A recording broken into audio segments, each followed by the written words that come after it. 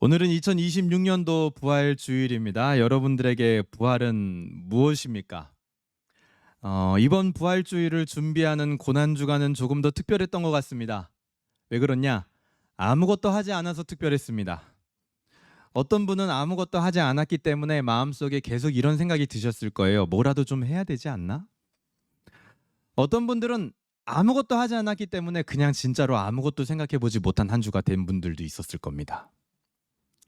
어떻든 예수 그리스도의 고난과 부활이 나에게 어떤 의미인지 더 적나라하게 드러내는 시간이었던 것 같습니다. 아무것도 안 해보니까 그제서야 알겠더라고요. 나에게 예수님의 고난이 얼마만큼의 비중이었는지, 내 삶의 부활이 차지하는 비중이 어느 정도였는지. 아무것도 안 해보니까 그제서야 내 영혼의 실체가 드러나더라는 거죠. 그래서 가끔은 이런 고난주간과 이런 부활주일도 괜찮은 것 같습니다. 수많은 프로그램과 데코레이션과 음악과 이벤트들이 우리의 잠들어 있던 신앙을 일깨워주기도 하지만 동시에 진지하게 내 신앙을 직면해 볼 시간을 주지 못할 때가 있는 것도 사실입니다. 그런 요소들이 우리의 눈을 사로잡고 우리 주변에 너무 많으면 바깥에 있는 것들 때문에 내 속을 진지하게 살펴보지 못할 때가 너무나 많다라는 거예요. 그래서 종교개혁을 거치면서 종교개혁의 선배들은 로마 카톨릭에 있었던 그런 외적인 요소들을 하나하나 삭제시켜 나가기 시작을 했습니다. 음악도 그레고리안 성가에서 조금 더 절제되고 단순하게, 교회에 있던 수많은 스테인글라스라든지 아니면 성상이라든지 이런 인테리어 요소들도 다 없애고 그냥 단순하게 말씀 앞에 나의 영혼과 심령을 살펴볼 수 있는 구조로 하나하나 바꾸어 갔다라는 거죠. 어떻습니까? 여러분들에게 예수 그리스도의 고난과 부활은 도대체 무엇입니까? 여러분의 심령 안에 한번 물어볼 수 있는 시간이었으면 좋겠습니다. 오늘은 요한복음 1장 38절의 말씀을 요술램프와 부활이라는 제목으로 함께 나누어 보려고 하는데요. 한번 따라해 볼까요? 요술램프와 부활. 제목이 재밌죠? 예수님의 부활은 창조만큼이나 신학 논쟁이 많은 영역입니다. 창조나 부활 모두 믿음이 아니고서는 도무지 이해할 수 없는 영역이라는 반증이기도 합니다. 창조든 부활이든 우리는 이런 논쟁을 접할 때마다 항상 생각해야 되는 게 있는데, 그게 뭐냐면 옛날에 위대한 신학자 중에 아우구스티누스라는 사람이 있었습니다. 영어 이름으로는 어거스틴이라고 불렀는데요. 그 사람이 이런 말을 했어요. 이해하려면 믿어라. 우리 신앙은 이해되면 믿는 게 아니라 믿기 때문에 이해되는 것이라는 인식을 가져야 돼요. 뭐라고요? 이해되면 믿는 게 아니라 믿기 때문에 이해되는 거라는 거예요. 그 이성을 무시하는 게 아니라 이성도 올바른 역할을 하기 위해서는 신앙과 믿음 위에서만 본연의 역할을 할 수 있다라는 겁니다. 그런 면에서 부활은요, 믿는 겁니다. 그래서 우리는 부활을 믿기 때문에 성경에 기록된 대로 이해를 하는 겁니다. 이 부활에 관하여 몇 가지 재밌는 썰이 있는데요. 제가 말씀을 드려볼게요. 그러니까 예수님의 부활을 굳이 부정하고자 했던 시도들이 많았어요. 이런 게 있었습니다. 제자들이 그 무덤에 있는 시신을 훔쳐간 거야. 그리고 나서 부활했다라고 거짓말한 거야. 이게 뭐냐? 도둑설입니다. 도둑설. 제자들이 도둑질을 했다라는 거죠. 그런데 마태복음 28장 13절 이하에 보게 되면 예수님의 시신은요, 로마 병정의 엄격한 경비 아래에 있었고, 그 당시 예수님이 돌아가시고 나서 제자들의 심리 상태가 어떠했냐? 모두가 다 겁에 질려 있는 상태였습니다. 그렇기 때문에 이 로마 병정의 삼엄한 경비와 제자들의 겁에 질린 상태를 고려해 볼 때 예수님의 시신을 제자들이 훔쳤다라는 것은 사실은 불가능한 이론인 거죠. 또 이런 얘기도 있어요. 예수님이 십자가에서 죽은 게 아니라 기절을 했다, 잠깐. 그런데 무덤에 이렇게 시신을 누이니까 무덤은 어떻죠? 서늘하죠. 약간 차갑죠. 그 무덤에 냉기 때 그때 차가워 이러면서 깼다는 거예요. 그게 뭐냐? 기절설이에요. 기절설. 근데 요한복음 19장 34절 이하에 보게 되면 십자가에서 예수님은 마지막 창에 찔려서 물과 피를 다 쏟으신 그야말로 의학적인 사망 상태가 되었다라고 기록을 하고 있습니다. 만약에 기절했다 깼다면 그 무덤 앞에 막혀있던 무거운 돌문은 어떻게 열었을까요? 그것도 설명이 안 되죠. 그리고 또 한 가지 이야기가 있는데요. 예수님의 제자들이 예수님을 너무나 그리워한 나머지 집단적으로 환상을 본 거다. 환상설. 근데 고린도전서 15장 5절 이하에서 증언하듯이 예수님은 각 제자들에게 분명히 나타났다라고 증언을 하고 있습니다. 그리고 500여 형제들에게도 일시에 나타났대요. 500여 명의 일시적 집단 환상이 가능하냐? 심리학적으로 불가능합니다. 그렇기 때문에 이 환상설도 잘못된 거죠. 마지막으로는 이렇게 얘기하는 사람들이 있어요. 부활은 역사적인 사실이 아니라 초대교회가 만들어낸 신학적 상징이다. 그래서 신화설, 신화화시킨 거다. 실제로 있는 게 아니라. 근데 베드로후서 1장 16절에 보면, 그리고 또 복음서에 보면 부활이 이 부활 사건이 발생 직후부터 어떤 일이 있었는지 순서대로 자세하게 전승이 되어져 왔어요.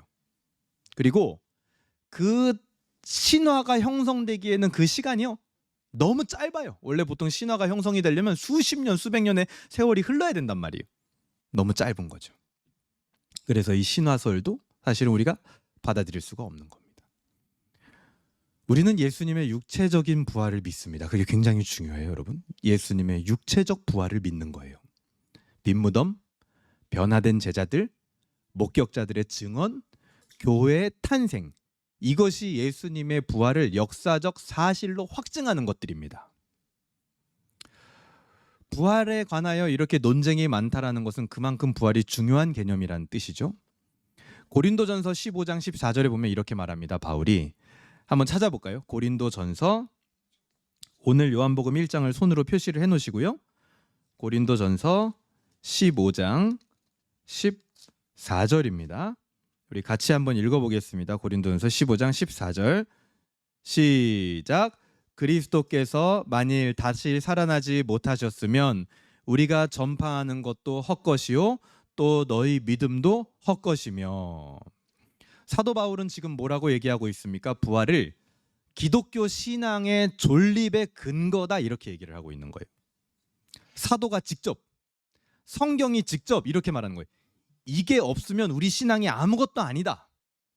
아예 우리의 신앙 체계가 다 무너진다. 이렇게 직접적으로 말한 개념이 여러분 부활 말고 뭐가 있습니까? 직접적으로 이거 없으면 아무것도 아니다라고 말한 게요 부활 말고는 없어요. 그만큼 부활은 우리 신앙에서 가장 중요한 사건입니다. 그런데 문제는 우리가 부활을 잘 모르거나 아니면 부활을 그렇게 크게 생각하지 않고 신앙생활을 하고 있다는 겁니다. 부활을 실제 우리 신앙에서 누리고 있지 못하다라는 거죠. 부활은요, 또 다른 각도에서 보면 우리가 지금 보고 있는 이 성경, 하나님의 말씀의 권위와도 굉장히 긴밀합니다. 우리는 성경을 하나님의 말씀으로 그리고 신적 권위가 있는 책으로 믿고 있습니다. 여러분, 구약이 하나님의 말씀이다라는 증거는 어디서 시작된 걸까요? 구약이 어떻게 하나님의 말씀입니까, 여러분? 물론 여러분 안에는 감사하게 다 믿음이 있기 때문에 이해를 하고 계시지만 그 근거를 찾아본다면 어디에 있습니까? 구약이 하나님의 말씀이야, 신적 권위가 있어. 구약에는 그것은 신약에서 이야기를 합니다. 신약에서 모세와 율법과 시편에 이른 모든 글들, 이런 표현이 많이 나오죠. 구약을 말하는 거예요. 신약에서 구약은 하나님의 말씀이다 이렇게 얘기를 하고 있는 겁니다. 그러면 신약이 하나님의 말씀이라는 것은 어디에 근거하고 있을까요? 신약은 사도들이 기록했거나 사도와 관련된 자들이 기록한 책입니다. 그거를 우리가 뭐라고 부르냐면 사도성이라고 불러요. 사도성. 신약의 권위는 이 사도성에 달려 있는 겁니다. 그럼 사도성은 어디서 왔느냐? 예수님에게로부터 온 거예요. 예수님이 부르고 임명한 자들이 사도입니다. 그러면 예수님은 무슨 권한이 있어서 성경을 기록하는 사도들을 임명했을까요? 예수님이 그리스도이고 메시아이고 우리말로 구세주라는 사실에 근거해서 사도를 임명한 겁니다. 그러면 예수님이 그리스도이고 메시아이고 구세주라는 근거는 어디서 오는 걸까요? 예수님이 행하신 기적? 아니면 능력? 아니면 가르침? 아니면 교훈? 이 모든 게 다 아닙니다. 예수님이 구세주라는 그 근거는 예수님이 부활하셨다라는 것에 달려 있는 겁니다. 예수님이 부활하셨기 때문에 구세주라고 부를 수 있는 거예요. 그게 증명이 되는 겁니다. 메시아라는 거, 그리스도라는 거. 그래서 성경의 권위도 파고 들어가 보면 결국 예수 그리스도의 부활에 다 걸려 있는 겁니다. 그러니까 사도 바울이 이걸 잘 알았기 때문에 부활이 없으면 우리의 믿음 모든 것이 다 헛것이다. 그렇게 얘기하는 거예요. 초대교회 성도들에게 있어서 부활은 현실이었습니다. 관념적인 개념이나 논쟁거리가 아니었어요. 예수님은 실제로 부활했고 그것을 목격한 사람들이 있었습니다. 그들은요, 그냥 부활을 봤어요. 그래서 믿었습니다. 그래서 그들의 삶은 이제 부활을 중심으로 재구성됐어요. 부활을 믿기 이전으로 돌아갈 수도 없었습니다. 왜요? 부활을 봤기 때문에. 그게 사실인데 어떻게 그 이전으로 돌아갑니까? 불가능한 거죠. 누군가는 예수 그리스도를 믿는 도를 배도하고 거부했어도 부활이 가짜가 되는 건 아니었어요. 그건 사실이었기 때문에. 그것이 초대교회의 부활에 대한 인식이었습니다. 오늘날도 교회가 마찬가지예요. 주일마다 예배를 드리는 것도 이 주일날, 우리가 세상에서 일요일이라고 부르는 이날 예배를 드리는 이유가 뭡니까? 부활을 기념하는 거예요. 요일로 치면 예수님이 금요일날 십자가에 달리셨거든요. 그리고 3일 만에 부활하셨잖아요. 금요일부터 3일이면 일요일이죠. 오늘이 예수님이 부활한 날이기 때문에 우리는 매주 일요일을 주일로 정해서 예배를 드리는 겁니다. 그래서 예배의 기본 속성 자체가 뭐냐면 부활하신 예수님을 기념하기 위해서 모여서 예배를 드리는 겁니다. 초대교회 성도들은 그들의 삶과 인생의 목적도 부활하신 예수님을 붙드는 것이었고 그 예수님을 붙들고 씨름하고 부활하신 예수님을 전하는 것이 그들의 삶의 목적이었습니다. 더 나아가서 그들은 자신의 부활을 믿었고 그들 안에 만약에 그들의 소망을 단 한 가지만 남긴다면 그것은 무엇이었냐? 부활이라고 얘기할 수 있었을 겁니다. 너 소원이 뭐냐 물어보면 부활입니다. 예수님과 같이 부활하는 겁니다. 왜? 두 눈으로 봤거든요. 그 영광스러움을. 그게 아마 초대교회의 성도들의 소원이었을 거예요. 언제나 주님과 같이 부활할 날을 꿈꾸며 살았습니다. 다시 묻습니다. 여러분들에게 부활은 무엇입니까? 오늘 본문을 보면요, 예수님이 자신을 따라오던 자들에게, 이거 중요합니다. 한 절인데요, 한 가지 질문을 하셨어요. 성경에 보면 예수님이 말하신 거 요 빨간색으로 표시된 성경도 있을 거예요.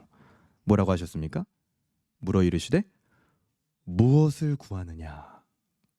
요한복음 1장 38절에 그렇게 말하죠. 새 번역으로는 이렇게 돼 있어요. 너희는 무엇을 찾고 있느냐. 여기서 무엇을 이라는 단어가요, 복수가 아니라 단수입니다. 그러니까 예수님의 질문은 다시 말하면 이거예요. 너희들이 진정으로 원하고 찾고 있는 단 한 가지 그거를 얘기해봐라. 그게 뭐냐? 여러 가지가 아니라 뭐 탑 3를 말해봐라, 탑 5를 말해봐라, 이게 아니라 무엇? 너희 지금 무엇을 찾기 위해서 여기 왔냐? 단 한 가지 소원을 얘기해봐라. 그거를 질문하고 계신 겁니다. 여러분에게, 여러분 일이라고 생각해 보세요. 어떤 권위 있는 자가, 메시아라고 불리는 자가 여러분에게 다가와서 당신 원하는 거 한 가지만 말해보시오. 지금 생각해 보세요. 지금 당신 원하는 거 한 가지만 말해보시오. 마치 그것을 들어줄 것처럼 질문한다면 여러분 어떤 소원을 비시겠습니까? 딱 한 가지예요, 한 가지. 드래곤볼처럼 세 가지도 아니고 딱 한 가지. 여러분 뭘 말할 거예요? 뭘 비시겠습니까, 여러분?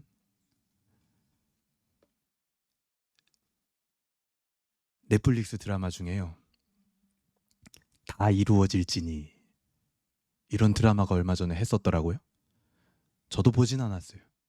그 여러분들 중에 뭐 본 분도 계시고 뭐 안 본 분도 계실 것 같아요. 근데 그게 요술램프 지니 이야기 알죠? 그 이야기를 각색한 작품입니다. 드라마는 안 봤어도 요술램프 지니는 다 아시죠? 모르시는 분 없어요. 우리 어린아이들도 다 알 거예요. 요술램프 지니 이야기가 뭡니까? 요술램프를 문지르면 누가 나와요? 파란색 거인. 지니가 뿅 하고 튀어나와서 뭐라 그래요?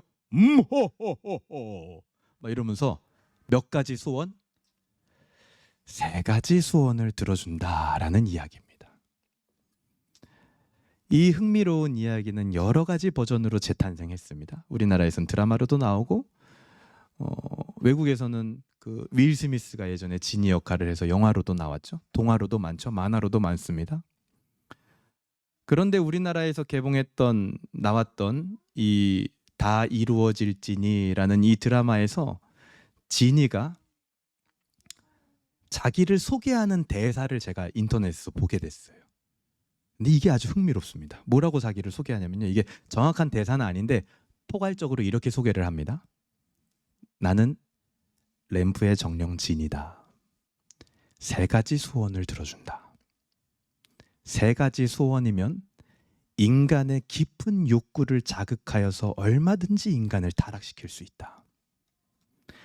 그대들에게 익숙한 언어로 나는 사탄이라고 불린다. 이렇게 자기를 소개를 합니다. 굉장히 의미심장한 얘기죠. 얼핏 보면 이 지니는 인간에게 종속되어서 소원이나 들어주는 램프에 갇힌 존재인 것 같지만 실상은 소원을 이용해 인간의 욕구를 자극하며 인간을 타락시킬 수 있는 존재로 등장을 하는 겁니다. 근데 이 통찰이요, 정말 그럴듯해요. 왜 그런 줄 아세요? 성경에 등장하는 사탄하고 매우 흡사하거든요. 인간의 깊은 욕구와 갈망, 소원을 이용해서 인간을 타락시킵니다. 생각해 보세요. 복음서에서 예수님이 세례를 받으신 후에 광야에서 시험을 당하실 때 사탄이 예수님을 유혹하죠. 근데 그때 유혹이 몇 가지? 3가지. 지니도 몇 가지 소원을 들어준대요? 3가지. 예수님이 당하신 시험과 유혹은 전부 인간의 깊은 욕구와 관련이 있는 겁니다. 소원 같은 거예요. 40일을 굶은 예수님한테 나타나서요. 돌을 떡으로 만들어봐라. 가장 기초적인 생존에 대한 욕구를 자극하는 거죠. 그래도 사람이 먹고는 살아야지. 다 먹고 살자고 하는 일이지. 라는 얘기를 우리는 많이 들어봤을 겁니다. 생존에 대한 욕구를 자극하는 거죠. 그리고 그 다음 사탄이 뭐라고 합니까? 예수님한테 절벽에서 뛰어내려봐라. 하나님의 손이 너를 구하지 않겠느냐라고 자극을 합니다. 이것은 뭡니까? 생존의 욕구가 해결된 인간의 그 다음 욕구가 있는데요. 그게 뭐냐? 안전의 욕구를 자극하는 거예요. 안전의 욕구. 나의 안전을 인간은 끊임없이 확인하고 싶어 합니다. 내가 안전하다라는 사실을. 사람 관계든 그것이 돈이 됐든 지위가 됐든 내 성공이 됐든 무엇을 통해서든지 끊임없이 자신의 안전함을 확보하고자 하는 마음을 가진 게 인간이라는 거예요. 그거를 확인시켜 줄게. 그 소원 들어줄게. 그것이 바로 사탄의 유혹이었다라는 거죠. 마지막은 뭐였습니까? 내게 절하면 천하의 권세를 너에게 다 주겠다. 생존이 해결됐습니다. 안전함이 확보됐어요. 그럼 그 다음 인간의 욕구가 뭐냐면 사회적 욕구라고 합니다. 소속감, 관계에서 오는 사랑과 존경과 존중, 그것을 통해서 나를 확인하고자 하는 욕구, 그것을 마음껏 충족할 수 있도록 천하를 너의 발 아래 주겠다. 모든 사람이 너를 존중하고 존경할 것이다. 그 유혹의 손길이 예수님에게도 미친 거예요. 사탄은 요술램프 지니와 같이 인간의 가장 기초적인 욕구, 그 소원을 들어줌으로써 인간을 타락시키는 방법을 쓰는 겁니다. 소원을 3개나 말해봐라 이러는 거예요. 그걸 다 들어주겠다라는 거예요. 그것은 어쩌면 가장 사탄적인 유혹인 겁니다. 그러니까 소원 들어주기. 사탄적인 유혹. 반면에 예수님은 뭐라고 질문하셨죠? 다시 본문으로 돌아가 보면 나는 사탄하고 다르다. 너희에게 아무것도 줄 수 없다 이러셨나요? 아니요. 질문이 달라요. 요한복음 1장 38절 예수님은 이렇게 말씀하셨습니다. 너희는 무엇을, 근데 이 무엇을이 복수가 아니라 세 개가 아니라 단수, 단 한 가지만 말해봐라. 사탄은 세 가지 소원을 들어준다고 했지만 예수님은 한 가지 소원만을 들어줄 수 있다. 이 차이예요. 예수님의 이 질문 앞에서 우리는 사탄적 세 가지 소원보다 훨씬 더 많은 생각을 하게 됩니다. 세 개 소원 들어준다 그러면요, 한 두 개까지는요 인간이 그냥 가볍게 생각하고 얘기할 것 같아요, 소원을. 근데 한 개만 들어준다고 해봐요. 벌써 생각이 많아져요. 뭘 해야 되지? 우선순위가 내 안에 자동으로 정리가 됩니다. 이거를 들어주려고 말하려고 했다가도 이거보다 더 중요한 건 이거지. 계속 무엇이 중요한 것인가를 생각하게 돼요. 무엇이 내 인생과 일생일 때에 우선이 되어야 하는가? 나에게 정말 필요한 그것은 무엇인가? 이것을 예수님의 질문 그 단 한 번, 한 개의 소원을 들어준다 그 앞에서 생각을 하게 된다는 거예요. 놀랍죠?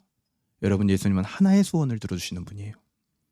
그리고 요한복음에서 예수님은요 한 번 더 질문을 하세요. 요한복음 6장 67절로 한번 가보세요.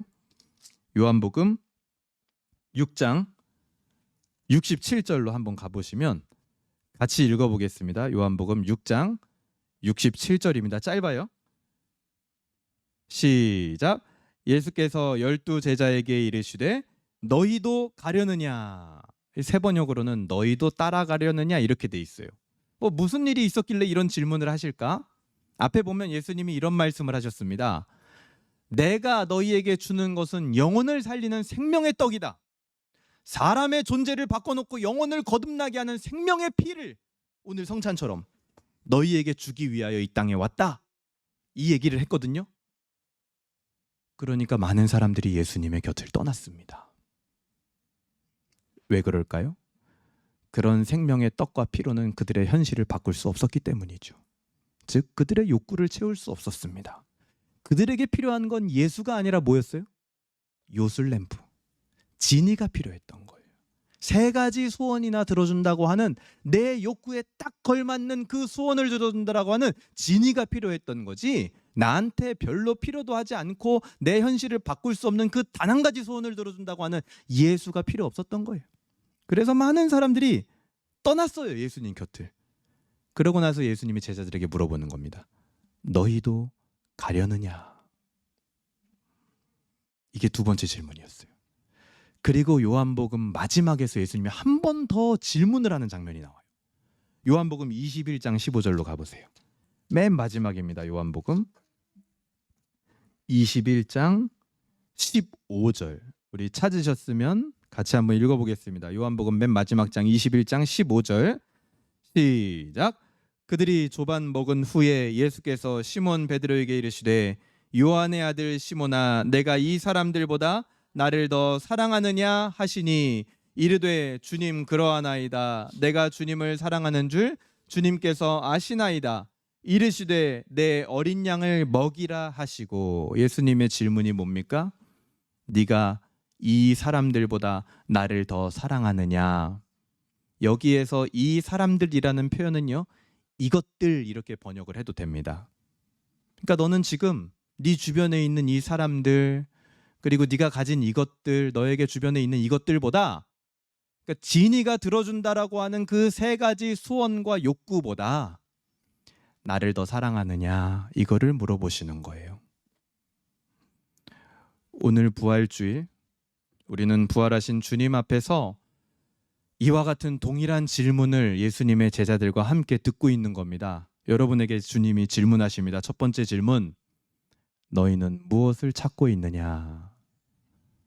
여러분, 무슨 소원을 가지고 이 예배 자리에 오셨습니까? 무엇을 찾기 위하여 여기까지 오신 겁니까? 무엇을 주님이 들어주실 거라고 생각하고 주님을 찾아오셨습니까? 두 번째 질문을 주님이 하십니다. 너희도 떠나가려느냐? 여러분 무엇을 찾아 이 예배 자리에 왔는지 모르지만 이 예배가 끝나고 여러분의 돌아가는 길은 혹시 여러분들의 욕구를 향하여 돌아가는 길이에요? 아닙니까 혹시? 아니면 십자가를 지고 걸어가는 길입니까? 물어보는 거예요. 너희도 떠나려느냐? 다 예배 드리러 와서 예배 마치고 집에 가는데 그 마치고 가는 길이 욕구를 찾아 떠나가는 길이냐? 아니면 십자가를 가지고 가는 길이냐? 그걸 물어보는 거예요. 세 번째 질문입니다. 여러분에게 질문하시는 거예요. 네가 나를 사랑하느냐? 너희가 찾는 게 내가 맞느냐? 아니면 요술램프 진이를 찾아온 건데 나를 만난 거냐? 너희가 찾는 게 내가 맞느냐? 이렇게 질문하고 있는 거예요. 예수님은 처음 베드로를 만나셨을 때요. 요한복음 1장에 보면 이렇게 호칭하세요. 베드로를. 요한의 아들 시몬아. 그런데 그 호칭이요. 마지막 요한복음 20장에 와서도 안 바뀝니다. 요한의 아들 시몬아 이렇게 똑같이 불러요. 언제나 동일하게 베드로의 이름을 정확하게 부르셨습니다. 왜요? 요한복음 10장에 보니까 이렇게 나와요. 선한 목자는 자기 양의 이름을 부른다. 예수님은 베드로의 선한 목자셨던 겁니다. 예수님은요, 자신의 양을 아주 잘 아는 선한 목자세요. 우리의 이름을 불러주시고 우리의 존재를 아시는 선한 목자가 되시려고 고난받고 십자가를 지셨고 부활의 영광스러운 광채를 지니고 승리하셨고 우리를 다시 찾아오신 분입니다. 이유는 다나 우리의 선한 목자가 되기 위하여. 예수님이 요한복음 1장에서 제자들에게 원하셨던 것 딱 하나입니다. 나를 따르라. 요한복음 21장에서 제자에게 원하셨던 것도 여전히 딱 하나예요. 나를 따르라. 선한 목자이신 예수님은 그것 딱 하나만 원하셨습니다. 오늘 부활주일 우리에게 원하시는 것도 딱 한 가지예요. 진이가 들어준다던 그 우리의 욕구들이 있을 겁니다. 그 욕구들 때문에 우리는 기뻐하기도 하고 불평하기도 하고 아마 그럴 거예요. 좌지우지 될 겁니다. 그 욕구가 충족됐어요? 그러면 막 기뻐할 거예요. 그 기쁨으로 예배할 겁니다. 근데 그 욕구가 충족이 안 됐어요? 예배 시간에도 기쁨이 다 사라져 버릴 거예요. 인생을 포기하고 싶어질 겁니다. 주님이 원하는 건 진이가 들어준다던 그 우리의 욕구를 뒤로 하고 예수님을 따르는 거. 그거 하나만 원하시는 거예요. 그런데 그게 쉽나요? 전혀 쉽지 않죠. 진이는 오늘도 우리 안에 있습니다. 우리 학생들도 말해요. 여러분 안에 다 요술램프가 있어요. 그게 동화의 이야기가 아니었어요. 알고 봤더니. 내 안에 사람들은요. 인생을 살다가 다 요술램프를 발견합니다. 이렇게 하니까 내 욕구가 충족이 되네. 그게 내 요술램프죠. 그거를 절대 포기하지 않아요. 그거를 평생 가지고 살면서 그것을 막 비빕니다. 어려운 상황이 닥칠 때마다. 불평과 불만이 생길 때마다 빨리 난 기뻐지고 싶어 하면서 막 비비는 거예요. 내 욕구를 충족시켜줘.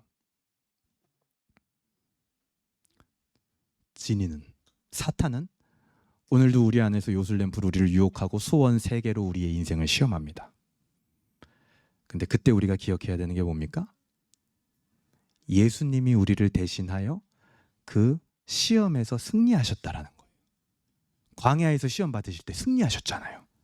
마귀의 모든 시험을 말씀으로 물리치시고 죄와 사망의 모든 올무를 십자가에서 처리하시고 부활하셔서 우리의 선한 목자가 되셨다라는 걸 우리는 기억해야 됩니다. 반드시 기억해야 돼요. 그거를 잃어버리는 순간 우리는 인생에서 방향을 잃어버리는 거예요.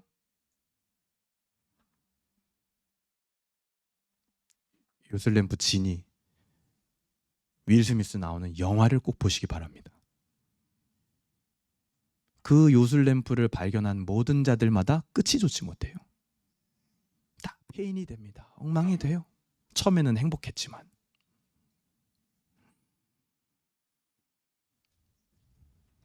우리는 인생을 살면서 내 안에 올라오는 그 욕구를 이길 힘이 없을 때 우리 부활하신 예수님을 붙잡아야 될 줄로 믿습니다. 이미 승리하신 예수님, 내 현실이 괴로울 때 우리는 부활하신 예수님을 붙잡는 거예요. 우리는 내 인생의 반전과 하나님 나라의 뜻이 이루어지는 것을 보고 싶다면, 내가 정말 변화되고 싶다면 내 욕구를 만족시키는 게 아니라, 내 욕구를 만족시켜달라고 하는 게 아니라 부활하신 주님을 붙들어야 되는 겁니다. 우리는 무엇이 부활하신 예수를 붙잡는 겁니까, 여러분? 예수님이 제자들에게 무엇을 찾고 있느냐 이렇게 질문하셨을 때 제자들이 이렇게 대답했어요. 주님이 어디 계십니까? 묘하죠? 예수님이 딱 한 가지 소원만 말해봐라 이랬더니 제자들이요, 주님이 어디 계십니까? 이렇게 대답했단 말이에요. 우선순위를 정리하는 거죠. 주님이 우선입니다. 우선순위를 정리하는 게 부활의 예수를 붙잡는 행위입니다, 여러분. 이 부활주의를 기점으로 우리의 2분기가 시작이 됩니다. 이 2분기, 여러분 오늘요, 여러분의 우선순위를 다시 정리해 보세요. 그리고 1분기 동안 내 잘못된 우선순위가 뭐가 있었는지, 2분기에 분명히 내게 우선이 되어야 될 게 무엇인지 다시 돌아보시길 바랍니다. 예수님이 두 번째 너희도 떠나가려느냐 질문했을 때 제자들이 뭐라고 했는지 아십니까? 영생의 말씀이 주님께 있으니 어딜 가겠습니까? 라고 대답했어요. 거기서 우리가 힌트를 얻어야죠. 나의 욕구가 이루어지는 것보다 주님의 말씀 안에서 더 큰 기쁨을 찾는 거, 그게 바로 부활의 예수를 붙드는 겁니다. 여러분 어떠세요? 나의 욕구가 이루어질 때 기쁘죠? 근데 그거보다 주님의 말씀 안에서 더 큰 기쁨을 우리는 이거 찾아내야 됩니다. 이 덮고 갈 문제가 아니에요. 나 아직도 저 세상 게 기쁘고 내 욕구 이루어지는 게 기쁜데 주님의 말씀은 하나도 기쁘지 않은데, 자, 그대로 살면 될까요? 아니요. 방법을 찾아야 돼요. 더 큰 기쁨을 붙드는 거. 주님은 마지막 질문하셨습니다. 네가 나를 사랑하느냐? 그러자 그 말을 들은 제자가 이렇게 말했어요. 내가 주를 사랑하는 줄 주께서 아시나이다. 그러자 주님이 말씀하셨습니다. 내 양을 먹이라. 주님이 하신 것과 같이 주님의 양들을 먹이는 거. 주님이 우리를 위하여 대속하셨듯이 나도 이제는 다른 이를 위하여 대속의 삶을 실천하는 거. 그게 뭐예요? 용서하는 삶을 사는 거죠. 사랑하는 삶을 사는 거죠. 여러분, 그 용서하고 사랑하는 현장이 주님의 부활의 능력이 임하는 현장이 되는 겁니다. 근데 용서하지 못하고 사랑하지 못하고 냉랭한 마음을 가지고 있는 거, 그것은 주님의 부활의 능력이 임할 수 없는 현장이 돼버리는 거예요. 진이가 활동하는 현장이 되는 거죠. 용서하는 삶을 살고 사랑하는 삶을 살고 대속의 삶을 실천하는 것, 그것이 바로 부활의 주님을 붙잡는 것입니다. 말씀을 정리하겠습니다. 웨스트민스터 신앙고백서 33장 3항에 보면은 두 종류의 부활이 있다 이렇게 얘기를 해요. 제가 읽어드릴게요. 불의한 자들의 몸은 그리스도의 능력으로 말미암아 부활하여 굴욕을 받게 되나 의로운 자들의 몸은 그의 성령으로 말미암아 부활하여 영광에 이르며 그리스도 자신의 영화로운 몸과 비슷하게 될 것이다. 여러분, 선한 목자를 따라가시기 바랍니다. 요술램프 지니에게 농락당하지 마시길 바랍니다. 너는 무엇을 찾느냐? 너도 떠나가려느냐? 너는 나를 사랑하느냐? 이 질문 앞에 우선순위를 정리하고 내 욕구가 이루어지는 것보다 말씀 안에서 더 큰 기쁨을 찾고 대속의 삶으로 대답하는 것, 그것이 바로 뭐냐? 부활 신앙을 살아가는 겁니다. 이 부활 신앙이 우리 인생의 끝에 가서 여러분 알게 될 거예요. 당장에는 괴로워 보이겠지만 이 부활 신앙이 결국 나의 인생을 책임졌고 나를 보호하고 있었고 나를 통하여 하나님 나라의 공동체와 아름다운 열매가 넘치는 하나님의 나라와 교회를 세워가고 있었구나. 여러분 인생이 한참 흐른 뒤에 깨닫게 될 겁니다. 그 부활 신앙을 누리는 저와 여러분이 되기를 주님의 이름으로 소망합니다. 아멘. 우리 이 시간에